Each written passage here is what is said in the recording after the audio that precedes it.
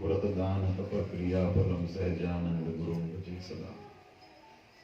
वर्णिवेश रमणीय दर्शनम मंदहास्य रुचिराननाम्बुजम पूजितं सुनरोत्तमे मुदा धर्मनंदनमहं विचिन्तये।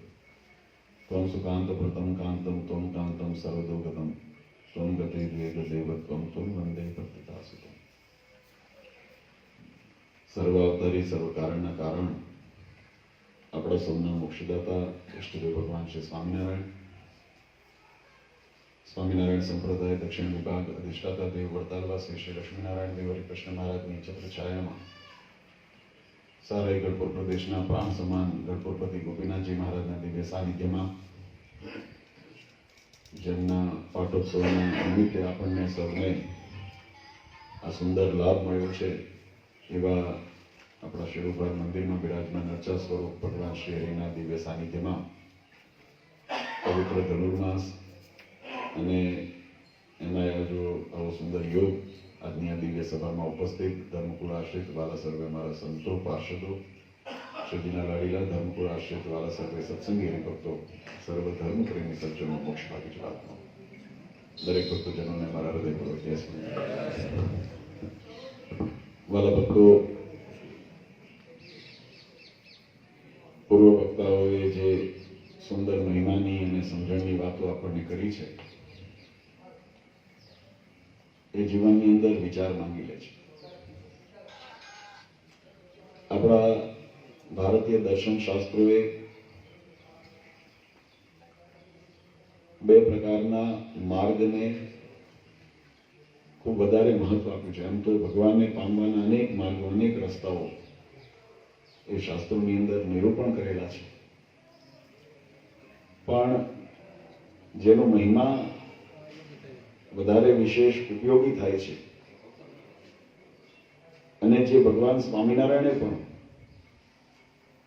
પ્રતિપાદન કરીને આ સત્સંગની પાસે, સંતો પાસે આચરણ કરાયું છે, એ માર્ગ છે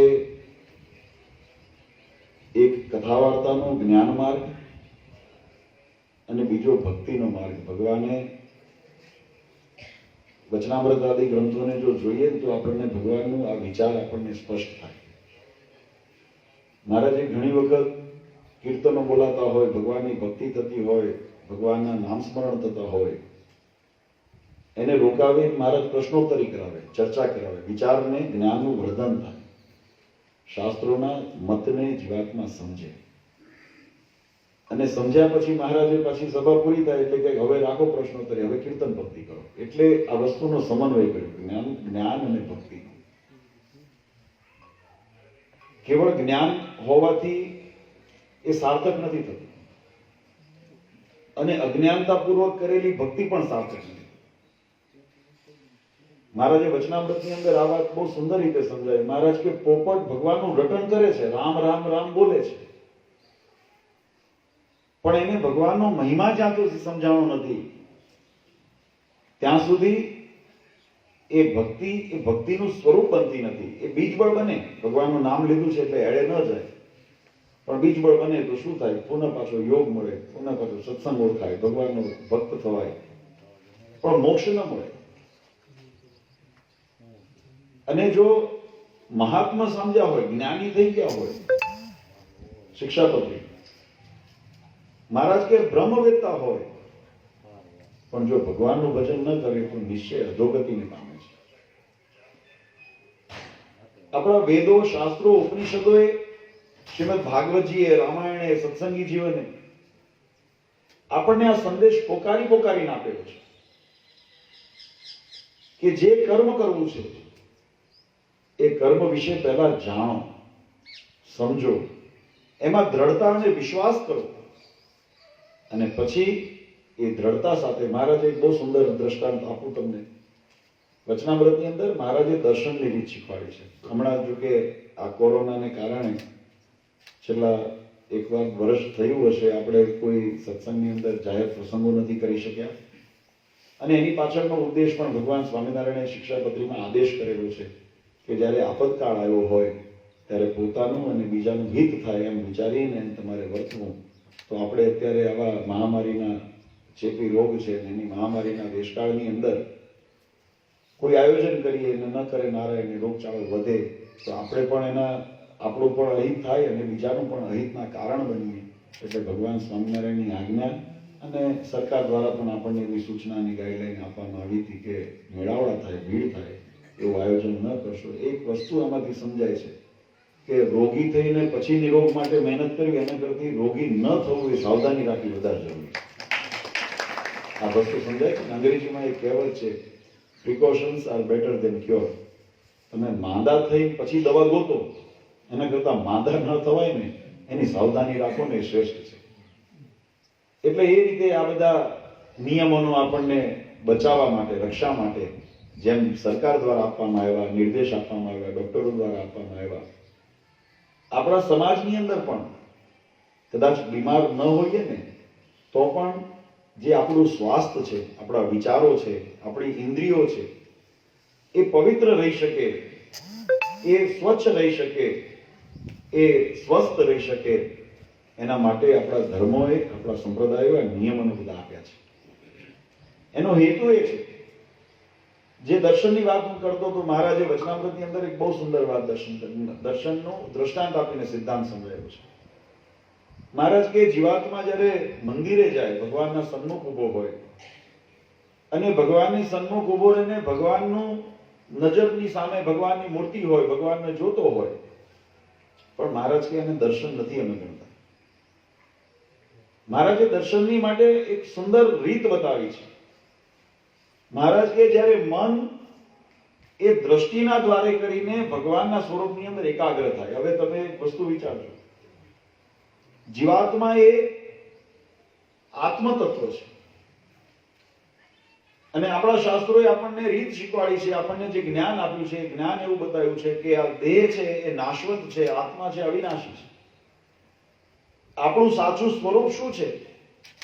તો આપણું સાચું સ્વરૂપ આ શરીર નથી. આ શરીરની અંદર રહેલું જે ચૈતન્ય તત્વ છે, જે આત્મા તત્વ જેને કહેવામાં આવે છે, એ આપણું સ્વરૂપ છે. અને એમાં પણ સ્થૂળ સૂક્ષ્મ કારણ દેહ વિહિત જ્યારે રહીએ ત્યારે બ્રહ્મ સ્વરૂપને કહેવામાં આવે છે, ત્યારે શુદ્ધ આત્મતત્વ થયું. તો એવો શુદ્ધ આત્મા જ્યાં સુધી આવરણે યુક્ત છે, જ્યાં સુધી મલિન અવસ્થાની અંદર જ્યારે ઘેરાયેલો છે ત્યાં સુધી પવિત્ર અને શુદ્ધ નથી. અને એટલા માટે એ અશુદ્ધ વસ્તુ આપણે કાયમ કોઈ વસ્તુ વ્યવહારની અંદર પણ તમે જો ગંદી, તૂટલી, ભાંગલી હોય તો આપણે વ્યવહારમાં પણ વાપરતા નથી. તો જેવું એવું જેને અભદ્ર જેને કહેવામાં આવે છે એવું આપણો આત્મા હોય, એવું આપણું મન હોય તો એ ભગવાનના સ્વરૂપની અંદર એ ભગવાન એને સ્વીકારે નહીં. એટલે પહેલું તો મનની પવિત્રતા, આત્માની પવિત્રતા થાય. એટલે મનને સંકલ્પોથી, વિકલ્પોથી એને મુક્ત કરીને, માયા આદિ તત્વથી મુક્ત કરીને એને બ્રહ્મ સ્વરૂપની અંદર એટલે કે આત્મ સ્વરૂપની અંદર નિષ્ઠ કરવું એનો પહેલો ઉપાય છે. પછી મહારાજે કીધું એવો જ્યારે મન પોતાનું કેળવાય ત્યારે વચનામૃતમાં મહારાજ કે એને ઇન્દ્રિયોનો ઉપયોગ કરવાનો છે. ઇન્દ્રિયો કંઈક કરતું હોય એટલે હું ઘણા હરિભક્તોને આ દ્રષ્ટાંત એટલે આપું છું કે આપણે ઘણા હરિભક્તો હવે યુગની અંદર યુગ પ્રમાણેના તર્કો શીખી ગયા છે. આપણે કહીએ માળા કરો છો તો કે મનમાં ભગવાન છે ને, આપણે કે મંદિર જાઓ છો તો કે મનમાં ભગવાન છે, વ્રત ઉત્સવ એકાદશી વગેરે કરો છો મનમાં ભગવાન છે. પણ મહારાજે આપણને સમજાવે છે એ જ વસ્તુ કે તમને ઇન્દ્રિયો સાધન આપ્યું છે. મન તમારું પવિત્ર કરો, મનને તમારું આત્મનિષ્ઠ કરો, પણ આત્મનિષ્ઠ કર્યા પછી જે તમને ઇન્દ્રિયો આપી છે ને એનો પણ સદુપયોગ કરો. મહારાજ કહે કે મન છે એ દ્રષ્ટિના દ્વારે કરીને, દ્રષ્ટિ એ ઇન્દ્રિય છે, ઇન્દ્રિયના દ્વારે કરીને ભગવાનની અંદર પોરવવી. એટલે કે મન, ઇન્દ્રિય અને ભગવાનનું સ્વરૂપની અંદર એકરૂપતા કરવી. જો ઇન્દ્રિયો તમારી કઈ જોતી હોય, મન તમારું હોય તો સ્થિર ન રહી શકે. આ વસ્તુ વિચારજો. તમારું દ્રષ્ટિથી તમે કોઈ એવી વસ્તુ, તમે પદાર્થને જોતા હો, જગતના વિષયને જોતા હો અને તમે કહો મનમાં ભગવાનની સ્મૃતિ થાય તો ન થાય. જ્યાં સુધી હજુ આપણે સ્થિત દશાને નથી પામ્યા કે કોઈ અખંડ ભગવાનને હાલતા, ચાલતા, બોલતા, અહર્નિશ ભગવાન હૃદયમાં અખંડ સ્મરણ થતા કરે, અખંડ ભગવાનના દર્શન થાય, એ તો સિદ્ધ દશાથી થાય ને. હજુ આપણી એ દશા નથી. આપણે બધા હજુ કર્મ બંધનની અંદર છીએ, હજુ આપણે માયાના બંધનની અંદર છીએ, દેહાભિમાનની અંદર છીએ. એટલે આપણા માટે શું જરૂરી છે એ વાત સમજાવું છું. જીવાત્મા માટે જે બદ્ધ અવસ્થાની અંદર છે, સાધન દશાની અંદર છે, એમાં બધા આવી ગયા, અમે પણ આવી ગયા, તમે આવી ગયા. આપણા માટે શું જરૂરી છે તો એ ભગવાન સ્વામિનારાયણે વચનામૃતની અંદર આપણને ઉપાય બતાવ્યો. ભગવાન શ્રી એમ બોલ્યા કે મનને ઇન્દ્રિયોના માધ્યમે કરીને, એટલે ઇન્દ્રિયોને પણ એ વિષયની અંદર પોરવવી. નજરે કંઈ જોતા હોઈએ, મનમાં સંકલ્પ કંઈ હોય તો એકરૂપતા ન થાય. પણ જ્યારે વિષય, અને વિષય કેવો હોય, જગતનો વિષય ન હોય, નાશવંત વિષય ન હોય, માયિક વિષય ન હોય, ભગવત સંબંધી વિષય હોય, જે મોક્ષના કલ્યાણના માટે આપણને પરમ આવશ્યક છે, એવા પરમ પુરુષોત્તમ નારાયણ સંબંધી વિષય હોય, એવા વિષયની અંદર જ્યારે ઇન્દ્રિયો પોરાય, અને ખાલી ઇન્દ્રિયોથી જોઈએ, મન ન જોડાયું હોય તો મહારાજ કે જોયું કહેવાય, દર્શન ન કહેવાય. દર્શનનો જો મહિમા, જો આ એક દ્રષ્ટાંત છે, એક ઇન્દ્રિયોનું દ્રષ્ટાંત આપીને મહારાજ સિદ્ધાંત એ સ્થાપિત કરવા માંગે છે. ભગવાન શ્રી હરિ આપણને એ સમજાવે છે કે જીવાત્માને જો દર્શનનું સુખ જોઈએ, અને મહારાજે પછી એનું ફળે બતાવ્યું. મહારાજ કે એવી રીતે જો ભગવાનના દર્શન કર્યા હોય તો જીવાત્મા વિસરવા ઈચ્છે તો પણ મૂર્તિ વિસરાય નહીં. જો વિચારો, આમથી તો ન જ વિસરાય, પણ તમે યત્ન કરો ને, મહેનત કરો ને કે ભગવાનને ભૂલવા છે, ત્યાં સુધી પણ ભગવાન ભૂલાય નહીં, કારણ કે જીવમાં ઉતરી ગયા છે. આ સંપ્રદાયના સિદ્ધાંતો, આ સંપ્રદાયની પરિપાટી, ભગવાન સ્વામિનારાયણના આદેશો, ઉપાસના ભક્તિની રીત જ્યારે જીવમાં ઉતરે ને, ત્યારે એને આ જગતની અસર ન થાય, માયાની અસર ન થાય. જ્યાં સુધી જીવમાં નથી ઉતર્યા, આંખોએ કરીને જોયા છે, મનમાં નથી ઉતર્યા. મનમાં વિચારો છો પણ આંખોથી જોતા નથી, આંખોથી કર્મ નથી કરતા, એટલે પરિણામ આવે છે કે ભગવાન હૃદયમાં સ્થિર થતા નથી. અને જેમ ભગવાન સ્થિર નથી થતા, ભગવાનના વચન ક્યાંથી સ્થિર થાય? અને એટલે પછી સમયના જ્યારે વાવાઝોડા વંટોળ આવે ને, એટલે આપણી મતિ આમ તેમ ડોલવા માંડે છે. આપણે કીર્તનોની અંદર આપણા ભક્તોએ ગાયું છે ને, મેરુ તો ડગે પણ જેના મન ના ડગે. પાનભાઈનું એક સુંદર પદ છે, આપણે લોક વ્યવહારની અંદર ગમે ત્યારે ભજન ભક્તિ હોય ત્યારે બોલતા હોઈએ છીએ. આપણા નંદ સંતોએ પણ વચનામૃત આદિ ગ્રંથોની અંદર એની નોંધ લીધી. મહારાજ કે બ્રહ્મા આદિ આવીને ડોલાવે તો પણ સ્થિતિ ડરે નહીં, તો નિશ્ચય પાકોમાં. પણ એ ક્યારે થાય? જો જીવને એમાં પોરવ્યો હોય, તો જીવથી એને ગ્રહણ કર્યો હોય. આપણે કથા સાંભળીએ ને ખાલી કાનનો ઉપયોગ કરીએ છીએ. આ દ્રષ્ટાંત વચનામૃત મેં એટલા માટે દીધું, જેમ દર્શનથી ભગવાનને હૃદયમાં ઉતારવા છે, પણ એ ક્યારે ઉતરે? આંખોથી જોવાથી નહીં ઉતરે. મન અને આંખોને જ્યારે એકરૂપતા કરીને ભગવાનમાં પોરવશો ત્યારે ઉતરશે. એમ કથા પણ આપણા જીવનમાં ક્યારે ઉતરે? જો કાનને ખાલી સાંભળીને નહીં, પણ મનને પોરવીને, અને શબ્દો કોના લેવાના છે? આપણે હું બોલું છું એમ ન માનશો. આ વચનામૃત બોલે છે, ભગવાન સ્વામિનારાયણ બોલે છે, આપણા ઈષ્ટદેવ બોલે છે. મહિમા એનો છે. અમારા જેવા તો ઘણા વખત આવશે ને જશે, પણ જે શબ્દ બોલાણા છે એ શિક્ષાપત્રીના શબ્દો છે, વચનામૃતના શબ્દો છે, ભગવાન શ્રી હરિના મુખે નીકળેલા શબ્દો છે. એવો મહિમા સમજાતો છે, એટલે મેં કીધું જ્ઞાન માર્ગ. એવો મહિમા સમજાણો હશે.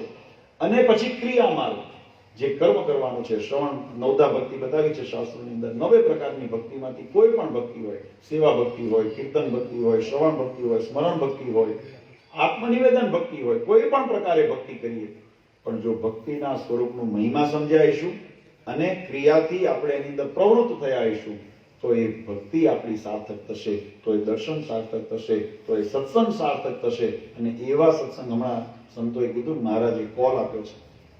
હા, ભગવાને જે આપણને વચન આપ્યું છે, બિરુદ આપ્યું છે કે અમારા ભક્તોને અમે અમારા ધામની પ્રાપ્તિ કરાવશું. એ કોલ ભગવાનનો ઓફર નથી થવાનો. ભગવાનનો કોલ તો સ્થિર છે, ધ્રુવ છે, સનાતન છે. પણ આપણી પાત્રતાની અંદર જ્યારે ઊંચ નીચ આવે છે ને, એટલે આપણે એમાંથી આ કેવું થાય કે ઘડીક જ્યારે નિયમ પ્રમાણે વર્તા હોય તો ભગવાનની નજીક જતા રહીએ, આપણને અનુભૂતિ થાય અને ભગવાનનો આનંદ અનુભવાય. પણ જ્યારે આપણા વર્તમાન નિયમ, ભગવાનની ભક્તિ, નિષ્ઠા, નિયમ આદિથી જ્યારે ચલિત થયા હોઈએ, તો ભગવાનના ચરણમાં બેઠા પછી પણ ભગવાનનું સુખ અનુભવાતું નથી, અને ભગવાન પણ એના ઉપર રાજી થતા નથી. એટલે ખાસ વાલા ભક્તો, વિશેષ તો આજે જેમ આપણે બધા જાણીએ છીએ કે મહિલા મંદિરનો જે પાટોત્સવનો દિવસ છે, અને સ્ત્રી ભક્તોની ખાસ ઈચ્છા હતી. આગેવાન હરિભક્તોનો પણ અમારા ઉપર ફોન આવ્યો હતો અને વાત કરી. એટલે માતુશ્રીને પણ અમને જેમ સ્વામીએ કીધું ને કે બહેનોના ઉપર કરુણા દ્રષ્ટિ ખૂબ વિશેષ છે, એટલે માતુશ્રીએ પણ આજ્ઞા કરી કે જો અનુકૂળતા હોય ને સમયની અનુકૂળતા હોય, ત્યારે અમને લગભગ મહિનો દિવસ પહેલા આ વાત થઈ હતી, ત્યારે અમે તારીખ લખી, ત્યારે અમે કીધું હતું, મેં કીધું મને આવવાની તો અમને પણ ઉત્કંઠતા હોય, તમને જેમ અમને મળવાની ઇંતજારી હોય એમ અમને પણ હોય. અમને પણ એમ હોય કે અમારા સત્સંગ પરિવારને, સંતોને, બધાને જેમ સત્સંગનો આપણે આનંદ કથા વાર્તાનો લેતા હતા, પણ એક બાજુ આ મહામારીનો સમય હતો અને બીજી બાજુ ભક્તોની ભાવના હતી, ત્યારે તારીખ તો મેં કીધું નોંધી લઉં છું, પણ અનુકૂળ હશે અને જો સાનુકૂળ સમય હશે ને જો આવવાની અનુકૂળતા હશે તો અમે આવશું. નહીં તો બધા ભક્તોને મારા આશીર્વાદ અહીંથી બેઠા અમે મનથી તો આપતા જ હોઈએ છીએ. બે આખું વર્ષ એ જ કર્યું છે. આખા વર્ષ ભક્તોને ભગવાન સેમ કુશળ રાખે, દરેકની સંભાળના ભગવાન લે, એટલે મહારાજને ઘણી પ્રાર્થના અમે બધા કરતા હતા, આખો પરિવાર, મહારાજશ્રી, માતુશ્રી, બધાએ સંતો ભક્તોનો શ્વાસ આવ્યો. કારણ કે ચિંતા એવી હતી, જે રીતે સમાચારોની અંદર આપણે જોતા હતા, અને આ રોગની અંદર આપણે ખરેખર મહારાજે રક્ષાઈ ઘણી કરી છે. જે રીતે આપણી જનસંખ્યા છે, જે રીતે આપણી રહેણી કરણી છે ને, એ જોતા તો ઘણા ઓછા પ્રમાણમાં એની અસર દેખાય કહેવાય. કારણ કે આપણે ત્યાં આપણી ઘણા વિસ્તારો એવા છે જ્યાં માનો કે બધા એટલા બધા ગીચ વિસ્તાર છે કે ત્યાં તમે સોશિયલ ડિસ્ટન્સિંગની વાતો જ કરાય, એનાથી પ્રેક્ટિકલી ન થઈ શકે. મુંબઈ, અમદાવાદ એવા શહેરોની અંદર, પણ છતાં એ પ્રમાણે આપણી જનસંખ્યા કેટલી, કરોડો, 1.25 કરોડ અબજની આપણી જનસંખ્યા છે. એટલે આટલાની અંદર એના પ્રમાણની અંદર જો વિદેશોની અંદર આટલી સુવિધાઓ હોવા છતાં પણ ત્યાંના જે રોગના અને મરણના જે આંકડા છે એના કરતાં આપણને ભગવાને ઘણી રક્ષા કરી છે. અને જ્યાં પણ થયું છે ને ત્યાં ક્યાંક બે સાવધાની આપણી જશે તો એ રોગચાળો આવ્યો છે અને એનાથી વૃદ્ધિ થઈ. એટલે આપણે એ વિષય જુદો છે, પણ કહેવાનો ભાવાર્થ કે આવા બધી પરિસ્થિતિઓની અંદર આવવાનું આખું ગયા વર્ષ ન આવી શક્યા, એટલે અમને એવું હતું દિવાળી પછી એક યાત્રા અમારે ચોક્કસ કરવી, અને એમાં આ વર્ષની અંદર પાછા ઉતાર ચઢાવ બહુ આવ્યા ને, વ્યવહારિક સામાજિક તો આવ્યા જ, આર્થિક આવ્યા, ઘણાના ધંધા, રોજગાર, નોકરી, ખેતી, આવી બધાની અંદર નાના મોટા પ્રશ્નો આવ્યા હશે, વ્યવહારોની અંદર પ્રશ્નો આવ્યા હશે, અને એનાથી વિશેષ આપણા સંપ્રદાયની અંદર ઘણા ઉતાર ચઢાવ આવ્યા. એટલે લોકોની અંદર મન મૂંઝાતું હોય, મનની અંદર થોડું દુઃખ હોય, વ્યથા હોય, કોણે કેવી, કારણ કે એક તો લોકડાઉન કર્યું પાછું, એટલે કોઈને મળીને પોતાની ભાવના પણ વ્યક્ત ન કરી શકે. આવી પરિસ્થિતિના મન મૂંઝાય, એટલે અમે ખાસ તો આવ્યા બધા ભક્તોને કે મૂંઝાશો નહીં ભક્તો. આ વસ્તુ ખાસ એક નાનું એવું દ્રષ્ટાંત આપીને વાતને વિરામ આપું કે પહેલાય ઘણી વખત કથાઓની અંદર આપણે સાંભળેલું છે કે નવું નથી, પણ એક દ્રષ્ટાંત એટલા માટે કે આપણે ભગવાનને ભગવાન માન્યા છે. આપણે ખાલી બોલતા નથી ભગવાન છે, ભગવાન છે, ને ઘણા છે ને ખાલી બોલે છે, માનતા નથી. આપણે ભગવાનને ભગવાન માનીએ છીએ, અને એટલે ભગવાનના વચનમાં આપણને વિશ્વાસ છે. જેમ રાખો તેમ રહીએ વચનને કાળજી, સુનો ચતુર સુજાણ. આપણે ભગવાનને ભગવાન માન્યા છે તો ભગવાન જે પરિસ્થિતિમાં આપણને રાખે, મહારાજે વચનામૃતમાં લખ્યું છે, હાથીએ બેસાડે તોય ભલે અને મહારાજ કે ગધેડે બેસાડે તોય ભલે. બરાબર? કારણ કે આપણો હેતુ હાથી કે ગધેડું નથી, આપણો હેતુ ભગવાનનો રાજીપો છે. આ વસ્તુ સમજ. દુનિયાની અંદર મહારાજ એવો પણ વચનામૃતના શબ્દો છે કે મહારાજ કે એક વખત આખો સમાજ, આખું દુનિયા કુસંગી થઈ જાય, ભગવાનનો ભક્ત કોઈ ન રહે, આખું સત્સંગ બધો સમાજ આખો કુસંગી થઈ જાય, તો મહારાજ કે ચિંતા ન કરવી. કારણ કે આપણો હેતુ સમાજને સત્સંગી કરવાનો નથી, આપણો હેતુ છે ભગવાનને રાજી કરવાનો. આપણો હેતુ કદાચ કાલે વારે એમ કોઈ કે ઘણા એવી વાતો કરતા હોય કે હવે તો બધું પતી ગયું છે, હવે તો આ બધું આવવાનું નથી, હવે તો બધું લૂંટાઈ ગયું, સૂર્યાસ્ત થઈ ગયો. પણ અમારો વિષય જ નથી સૂર્યાસ્ત ઉદય થાય કે અસ્ત થાય, એ રે કે લૂંટાય. અમારો વિષય છે ભગવાન રાજી થાય. એ વસ્તુ વાળા ભક્તો ખાસ સમજવું. ઘણી જગ્યાએ ભક્તોને આ વાત એટલા માટે કરવી પડે છે કે તમારા હૃદયની અંદર ખોટી જ્યારે કોઈ વાતો કાને આવે તો તમને દુવિધા ન થાય, તમને અંદર વિષાદ ન થઈ જાય. એટલા માટે આ વાત કરું છું કે તમારી જવાબદારી શું છે, વસ્તુ સમજો. તમને શ્રીજી મહારાજ એમ કહીને ગયા છે કોઈને, સંતો હોય, પાર્ષદ હોય, હરિભક્ત હોય, કોઈને કે ગરડા મંદિરનો વહીવટ કરજો. તમને અને અક્ષરધામમાં જશો તો મહારાજ એમ પૂછશે કે તમે ગરડા મંદિરનો વહીવટ કેમ ન કર્યો, તમે કેમ હારી ગયા, એવું પૂછે તમને? ધર્મ અધર્મનું જયારે યુદ્ધ થાય ને ત્યારે તમને એમ નહીં પૂછે તમે કેમ ન જીત્યા, તમે ચૂંટણી કેમ ન જીત્યા, તમે કાયદાનો કોર્ટમાં કેમ ન જીત્યા, એવું પૂછે તમને ભગવાન? એવું ચોક્કસ પૂછશે કે જયારે આ ધર્મ અધર્મનો વિવાદ ચાલતો હતો તો તમે ક્યાં ઉભા હતા, એ તો પૂછે ને. જયારે પરિણામ શું આવે, કેમ કે પરિણામ તો ભગવાનના હાથમાં છે, ધાર્યું ધણીનું થાય છે. કર્મણ્ય વાધિકાર હશે મહાફલેશુ કદાચન. ફળ માટે આપણે કામ જ નથી કરવાનું, ફળ ભગવાનની હાથમાં વાત છે. પણ ભગવાન એટલું જરૂર પૂછશે કે જ્યારે અમારા સિદ્ધાંતનો જ્યારે સંઘર્ષ ચાલતો હતો તો તમે ક્યાં આંગળી ઊંચી કરી હતી, આપણે એનો જવાબ આપવો પડશે. અમે ધર્મના પક્ષે ઉભા હતા કે અધર્મના પક્ષે ઉભા હતા. ભગવાન તમને એમ નહીં પૂછે કે તમે ધર્મને કેમ ન જીતાડ્યો, કારણ કે ફળ તમારા હાથમાં નથી, એ ભગવાનના હાથમાં છે. એટલે એ વિષયથી તમે ક્યારેય મૂંઝાશો નહીં કે આપણને પરિણામ મળ્યું કે ન મળ્યું.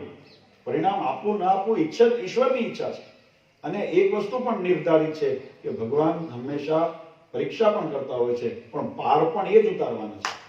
હવે શું સમજો, આપણી દ્રષ્ટિએ કદાચ સફળતા નિષ્ફળતા છે, આપણી દ્રષ્ટિએ સમયની અંદર વિલંબ થઈ રહ્યો છે, અને કદાચ હું આમ કરતા કરતા છેલ્લો શ્વાસ આવી જાય ને, તોય મેં કીધું ભગવાનના ધામમાં જશો ને તો મહારાજ એમ કહે છે શું કરતા હતા, તો કહેજો મહારાજ તમારા સિદ્ધાંત હારું મહેનત કરતા હતા. કહેજો ને તમારી આજ્ઞા હારું અમે મહેનત કરતા હતા, તો મહારાજ રાજી થઈને ગળે લગાવશે. અને જો તમે એમ કહેશો કે મહારાજ અમે ગોદડું ભૂઈ ગયા હતા, અમે સમાજના વેતાળમાં પાણીની અંદર જતા રહ્યા હતા, મહારાજ કે ઉભા રહો પેલા અક્ષરધામ નહીં, તમારો આ દરવાજો નહીં ઓલો દરવાજો છે, કયો નરકનો, આ બાજુ નથી તમારું એન્ટ્રી. કેમ કહેશે એવું? આપણે એવું કહીશું મહારાજને, મહારાજ અમે તો સમયની જોડે ચાલ્યા હતા, અમે તો જે જીતતા હતા એની પગે અમે ઉભા હતા, અમે તો જીત્યા હતા. મહારાજ તમારી જીત હાર નહીં જુએ, તમે જીતના પક્ષમાં ઉભો છો, હારના પક્ષમાં ઉભો છો. મહારાજ એ જોશે કે તમે ધર્મના પક્ષે હતા કે અધર્મના પક્ષે હતા. આ વસ્તુ સમજજો. એટલે મનની અંદર ક્યારે આ સાંસારિક જે બધી વિટમણાઓ આવતી હોય ને, તો મનની અંદર વિષાદ ના આવવા દેવો. પરબ્રહ્મ પુરુષોત્તમ નારાયણ જેવા ધણી બેઠા છે આપણા માથે. હરિકૃષ્ણ મહારાજ, ગોપીનાથજી મહારાજ જેવા હાજરા તો આપણને એમ થાય મહારાજ કેમ કઈ બોલતા નથી, એની લીલા બહુ ન્યારી હોય છે. પેલા તમારી મારી કળિયામાં ના આવે. એ મહાભારતનો પ્રસંગ યાદ કરાવી પાડીને પૂર્ણ કરું. મહાભારતની અંદર અભિમન્યુનો વધ થયો હતો, કથા બહુ વિસ્તારથી છે. પણ જયારે અભિમન્યુનો વધ થયો ને, એટલે અર્જુનજીએ પ્રતિજ્ઞા કરી કે આનું કારણ કોણ હતું, તો કે જયદ્રથ હતો. જયદ્રથે બધાને રોકી રાખ્યા, ન જવા દીધા અભિમન્યુની સહાયમાં. અર્જુનજીએ પ્રતિજ્ઞા કરી કાલે સૂર્યાસ્ત થાય તે પહેલા કાં તો જયદ્રથનો વધ કરું અને નહીં તો હું અગ્નિ સમાધિ લઉં. આવી પ્રતિજ્ઞા કરી લીધી. મહારાજ કે આ ઉતાવળ્યો છો કે પ્રતિજ્ઞા કરીને બેઠો હશે, વાંધો નહીં, પણ કોના શરણે હતા અર્જુનજી? ભગવાન કૃષ્ણના શરણે હતા. જેને જેનો આશરો તેને તેની લાજ. અર્જુનજી આખો દિવસ મહેનત કરી, બીજે દિવસે યુદ્ધ થયું. એમાં ભગવાનને ચિંતા કે અને જયદ્રથ છે ને દરમાં કરી ગયો, અંદર દરમાં કરી ગયો, હવે બહાર નીકળે નહીં તો એના વધ કેમ થાય? અર્જુનજીએ ઘણી આખી મહેનત કરી. ભગવાન કૃષ્ણને ચિંતા થઈ કે આ અર્જુનજી કરશે નહીં ને, ઉતાવળે ભક્ત તો મારો છે, મારા શરણે છે, તો એના લાજ રાખવાની જવાબદારી મારી છે. એટલે ભગવાને લીલા કરી. અને લીલા કરી, કથા બહુ વિસ્તારથી છે, હું તો સંક્ષિપ્તમાં કહું છું. ભગવાને લીલા કરીને વાદળ નાખી દીધા સૂર્ય ઉપર. અંધારું થઈ ગયું, સૂર્યાસ્ત થઈ ગયો, શંખ વાગી ગયા, સૂર્યાસ્ત, વિરામ, યુદ્ધ વિરામ થયું. બધાને મનમાં આશ્ચર્ય થયું કે અર્જુનજીએ પ્રતિજ્ઞા લીધી છે અને આ સૂર્યાસ્ત થઈ ગયો, જયદ્રથનો વધ થયો નથી, જયદ્રથનો પતો નથી. વધ ના થાય, અગ્નિ સમાધિ લેવી પડશે. અને હતા શૂરવીર પણ ધર્મવાન પણ હતા, એટલે જે કીધું હોય એ કરવું એનો ધર્મ હતો. એટલે શું થયું? અર્જુન બધા કૃષ્ણ પરમાત્મા પાસે ગયા. ભગવાન કે કઈ નહીં, આપણે પ્રતિજ્ઞા પૂરી કરવાની ભલામણ. ભગવાન જેવા ભગવાન, વિચારજો પરિસ્થિતિ કેવી હશે. આ તો હું વાત કરું છું એટલી સરળ નથી. એ પરિસ્થિતિને વિચારો. કુરુક્ષેત્રનું મેદાન છે, એક બાજુ પાંડવો આખા ઉભા છે, યુધિષ્ઠિર, ભીમ, અર્જુન, નકુલ, સહદેવ, ભગવાન કૃષ્ણચંદ્ર ઉભા છે, એમના પરિવારજનો ઉભા છે, સગા ઉભા છે. અને ભગવાન એમ કે છે કે અગ્નિ ચિતા ખડકો. ભગવાન સ્વયં આદેશ કરે છે, ચિતા તૈયાર કરાવી છે. હવે તો કે અગ્નિ પ્રગટાવો, અગ્નિ પ્રગટાવવાનું કીધું. તો બધાને એમ થાય મહારાજ કઈ રસ્તો કરે, રક્ષણનો રસ્તો કરવો જોઈએ ને. ભલા મારા તમારા શરણે હું આવ્યો, તમે મને એમ કહો અગ્નિ ઉપર ચડી જાઓ, તો તમને કેવું થાય? થાય કે ન થાય? તમે અહીંયા મારી પાસે કંઈક આશા લઈને આવ્યો, હું એમ કહું કે ના ના સૂર્ય ચડી જવાનું છે આપણે, તમને એમ થાય ને કે આમ ગાંડા છે મારા. પણ નિષ્ઠા, વિશ્વાસ. ભગવાને કીધું અગ્નિ તૈયાર કરો ચિતા, તમે પ્રતિજ્ઞા લીધી છે, તમારું પૂર્ણ લાજે જો પ્રતિજ્ઞા પૂરી ન કરો, તૈયાર કરો. અગ્નિ તૈયાર કરાયો. બધાને કીધું હવે બધા વડીલોના આશીર્વાદ લઈ ચડી જાઓ. એટલે અર્જુનજી, યુધિષ્ઠિર, આદિ જે વડીલો હતા બધાના ચરણ સ્પર્શ કરી આશીર્વાદ લીધા કે હું મારી પ્રતિજ્ઞા પૂરી કરવા જાઉં છું. બધાને કોણ એમ કે હા પેલા મરવા જાવ? મનમાં તો કોઈને એવું ન હોય ને, પણ છતાંય ધર્મ માટે હતું ને યુદ્ધ, ધર્મની નીતિ માટે હતું. એટલે બધાએ કીધું કે કઈ નહીં, પ્રતિજ્ઞા પૂરી કરો. બધાને મનમાં હતું કે અર્જુનજી જેવા શૂરવીર, ધનુર્ધારી, ગાંડીવધારી અર્જુન જો યુદ્ધમાંથી ન હોય તો પછી યુદ્ધ જ ન રહે. તો કૌરવોને જીતવા, કારણ કે ભીષ્મ પિતામહ, દ્રોણાચાર્ય, કૃપાચાર્ય, કર્ણ જેવા મહારથીઓને હરાવવાના હતા. એટલે અર્જુનજી વગર તો યુદ્ધનું નહીં રહે. પણ છતાંય, અને મહારાજ ભગવાન કૃષ્ણચંદ્ર બધું શાંતિથી કહેતા કામ કરો, કરતા રહો, કોઈને વિષાદ ન. ભીમથી રહેવાનું નહીં. ભીમ જઈને કૃષ્ણને આમ કોણી અડાડીને કીધું પકડી. આમ ઉંમરમાં મોટા હતા ને ભીમ, એટલે કરીએ કે આપણે ભગવાનને ન કરાય. પણ એટલે કોણે મારી કીધું કે કેશવ તમે શું અહીંયા ઉભા ઉભા મસ્કરી કરો છો કે અગ્નિ હળગાવો, ચિતા કરાવો? આ હમણાં અગ્નિ સંસ્કાર થઈ જશે આનો, અને આ થશે તો યુદ્ધનું શું થશે? તો કૃષ્ણ ભગવાન કહે તો એ તો પ્રતિજ્ઞા કરતા પહેલા વિચારવું જોઈએ ને. હવે કરી છે, કરવાનું આપણે કહેવાની પાછળ આ બધું સંવાદ ચાલે છે. કૌરવ પક્ષની અંદર ખબર પડી કે અર્જુન અજ્ઞા સમાધિ લેવા જાય છે, એટલે બધા ગેરમાં આવી ગયા. અરે વાહ, આજે તો અર્જુન જેવો મહારથી આમ તો વધ થાય એમ હતો નહીં. આમ વધ નથી થતો, તેની જાતે આ યુદ્ધમાંથી નીકળી જશે. આપણે તો કાંટો નીકળ્યો એમ બધા ખુશ થઈ ગયા, ખુશ થઈને ગેલમાંથી આમ બધા બહાર આવ્યા. એમાં જયદ્રથ બહાર આવ્યો. જયદ્રથ જેવો બહાર આવ્યો ને એટલે ભગવાન, અને અહીંયા અર્જુનજી ચિતા ચોરવા જતા હતા પગે લાગીને કૃષ્ણ ભગવાનને કે મને તમે મારા સારથી હતા, જેમાં યુદ્ધની અંદર સારથી હતા, એમ ભવસાગર કરવાનો છે, તમે સારથી બનજો. અને ભગવાનને પગે લાગીને જાય. ભગવાને કીધું ઉભો રહો, પેલા તમે તો ગાંડીવ તરીકે કહેવાઓ ને, તો આ ગાંડીવ તમારું અંગ કહેવાય. ખંડિત થઈને અગ્નિનારાયણમાં પ્રવેશ ન કરે. ગાંડીવ લઈને જાઓ, કારણ તમારા પછી ગાંડીવ કોણ સંભાળશે? એટલે ગાંડીવ લઈને જાઓ. તો ગાંડીવ લઈને મોકલે. અને જ્યાં અર્જુનજી ચિતા ઉપર ચડવા જાય છે, અને ભગવાન પેલા જયદ્રથ ને બધા બહાર આવ્યા જોવા તમાશો. અત્યારે બધા ઘણા જે જયદ્રથો છે ને, જે હંતાઈ ગયા હતા, બધા બહાર આવે છે તમાશો જોવા. જયદ્રથ બહાર આવ્યો તમાશો જોવા માટે, અને તમાશો જેવા બહાર આવ્યો, ભગવાને પોતાની ઐશ્વર્ય માયા સંકેલી અને મહારાજે કીધું જો હજુ સૂર્યાસ્ત નથી થયો, અર્જુન આવ્યો જયદ્રથ, તારો ગુનેગાર. અને જયદ્રથનું મૃત્યુ. દુનિયાને એવું જ લાગ્યું હતું કે સૂર્યાસ્ત થઈ ગયો છે, પણ ભગવાનની માયા હતી. એમ અત્યારે કોઈને લાગે ને ગરડાએ લઈ લીધું, જુનાગઢે લઈ લીધું, વળતા લઈ, તમારી માયામાં તમે રમ્યા કરો. ભગવાન જે દિવસ સુદર્શન ચક્ર ઉપાડશો ને, આ તમારા જેવા જયદ્રથ પાપીઓને ઉગાડા કરવા માટે ભગવાન આ લીલા કરતા હોય છે. એનો અર્થ એ નથી કે ધર્મની હાનિ કરવા માટે ભગવાને આ થયું છે. કોઈ એમ માનતો હોય ને કે કંઈક સાચા હશે તો ભગવાન એમનું માને ને, એ વાતમાં કોઈ માલ નથી. કપટ કરીને, અધર્મ કરીને, અરાજકતા, રાજકારણ વગેરેનો ખોટા ઉપયોગ કરીને તમે જે પણ કરશો, જો એમને તમે એમ કહો કે આ કર્યું એ બરાબર છે, તો પછી દ્રૌપદીનું વસ્ત્રહરણ પણ યોગ્ય જ કહેવું પડે. કારણ કે એમાં કોઈ એમ કે છે કે ભાઈ દુર્યોધને જીત્યા એટલે તો જીત્યા જ કહેવાય. પણ કીધું અધર્મ કરીને, કપટ કરીને જીત્યા છે, ત્યારે કોઈ એને ધર્મ માનતું નથી. ખેર કહેવાનો મારો વિષય એટલો જ છે વાલા ભક્તો. આ કોઈ વ્યવહારિક બાબત માટે હું આ તમને નથી કહેતો. હું આ તમને એટલા માટે કહું છું, જીવનની અંદર સંપ્રદાયમાં હોય કે સંપ્રદાયની બહાર હોય, પણ જ્યારે અધર્મનો જ્યારે સામનો થાય ને, તમને ધર્મ એવું લાગે કે આમાં ધર્મનું હજુ અમને કંઈ ઉપજતું નથી, તો ત્યારે આ પ્રસંગ યાદ કરજો કે ભગવાનની લીલા છે. એ કંઈક ને કંઈક એમાંથી સારું પરિણામ નિર્માણ કરવા માંગે છે. ઓલો જયદ્રથ હંતાઈ ગયો હતો એટલે એને બહાર કાઢવો હતો, તો એને મહારાજે આ લીલા કરવી પડી ને સૂર્યાસ્ત કરવો પડ્યો. અને સૂર્યાસ્ત થયો એટલે ઓલો બહાર આવ્યો. એમ સંપ્રદાયની અંદર હોય કે જગતની અંદર હોય, આવા જ્યાં અધર્મ જ્યાં હંતાઈ બેઠા છે ને, એને ઉગાડા પાડવા ભગવાન ઘણી વખત આવી લીલા કરતા હોય. આપણે તો ભગવાનની, આપણી બુદ્ધિ ભગવાનને પાર પામી શકતી હોત તો જોઈતું તું શું? એટલે આપણે કળી શકતા નથી, પણ આપણે ભરોસો રાખવો જોઈએ. જેના શરણે છે ને આપણને ઉગારનાર છે, આ ડૂબાડનાર નથી. એ ગોપીનાથજી મહારાજ હોય, હરિકૃષ્ણ મહારાજ હોય, લક્ષ્મીનારાયણ દેવ હોય, રાધારમણ દેવનું જે સ્વરૂપ ભગવાન સ્વામિનારાયણે કીધું કે આ મારું પ્રગટ સ્વરૂપ છે, એમાં ભગવાન અખંડ બિરાજે છે. અને એ આપણને તારવા માટે બેઠા છે, ત્યાં આપણે તારવા માટે હાજરા હાજર છે. એટલે ક્યારે ડૂબાડશે નહીં, એનો વિશ્વાસ રાખી અને એને વળગી રહેજો. બસ એ જ તમને બધાને ભલામણ કરવી છે. ખાસ કરીને આજે આખા વર્ષની બધાની કસર હતી ને, એટલે મેં કીધું થોડી કસર ટળે તો વળી પાછો પોરો ચડે. ભગવાનને પ્રાર્થના કરીએ, ગત વર્ષની વિટમણાઓ, આદિ વ્યાધિ ઉપાધિ જે પણ આપણને આ કોરોનાને કારણે, અન્ય કારણે આપણા જીવનની અંદર આવી હોય, તો ભગવાનને પ્રાર્થના કરીએ. 2020 પૂરું થઈ ગયું છે. 2021 નવું વર્ષ એ સર્વ માટે ખૂબ સુખદાયી અને મંગળમય નીવડે. અને ઘણી બધી વિટમણાઓ, અને હું તમને કહું છું, વિટમણાઓ ક્યારે દૂર થાય, શું થાય, બધું લક્ષ્ય તરફ તમારું લક્ષ્ય છે ભગવાનની આજ્ઞાનું પાલન. આટલું મનમાં મક્કમ કરી લેજો.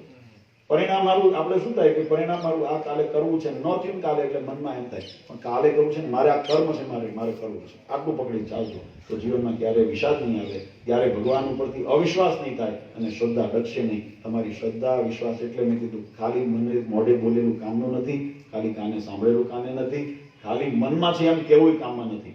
ત્રણેયનો સંયોગ કરવો પડશે અને ત્રણેયનો સંયોગ કરીને મન, બુદ્ધિ, ઇન્દ્રિયોને ભગવાનના સ્વરૂપની અંદર, આજ્ઞાની અંદર મન, કર્મ, વચને કરીને પ્રોરોશું તો ભગવાનનો રાજીપો થશે, ભગવાન હૃદયમાં રહેશે અને કેવા રહેશે કે કાઢ્યાય નહીં નીકળે.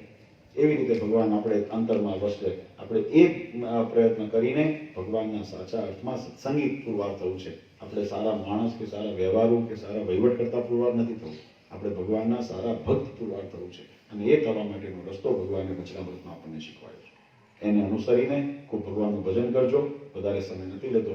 અંતમાં ઈષ્ટદેવ ભગવાન શ્રી સ્વામિનારાયણ, ગઢપુરપતિ ગોપીનાથજી મહારાજ, આપણા મંદિરમાં બિરાજમાન અર્ચા સ્વરૂપ ભગવાન શ્રી હરિ અને પરમ પૂજ્ય સનાતન ધર્મપુરંદર આચાર્ય મહારાજ શ્રી, પરમ પૂજ્ય અશોક ગાદીવાળા માતુશ્રી અને અમારા સમસ્ત ધર્મકુળ પરિવાર વતી અમે ભગવાન શ્રી હરિના ચરણારવિંદમાં પ્રાર્થના કરીએ કે અમારા શિવભાગ અને આજુબાજુના વિસ્તારનો સત્સંગ એ કાયમ નિયમિત પક્ષમાં દ્રઢ રહે, ઉપાસના ભક્તિમાં સુરવીર રહે અને ભગવાનનો રાજીપો અખંડ એમના ઉપર ઉતર્યા કરે એવી ભગવાન શ્રી હરિના ચરણારવિંદમાં પ્રાર્થના કરી સૌને અંતરના આશીર્વાદ આપી મારી વાણીને વિરામ આપું છું. સહેજ સત્સંગના નવા વિડીયો નિહાળવા માટે આપણી YouTube ચેનલ સ્વામિનારાયણ વડતાલ ગાદીને સબસ્ક્રાઇબ કરો અને બાજુમાં આપેલા બેલ આઇકોન બટન પર ક્લિક કરો, જેથી જ્યારે નવો વિડીયો આવે એટલે સૌ પ્રથમ તમે જોઈ શકો. જય શ્રી સ્વામિનારાયણ.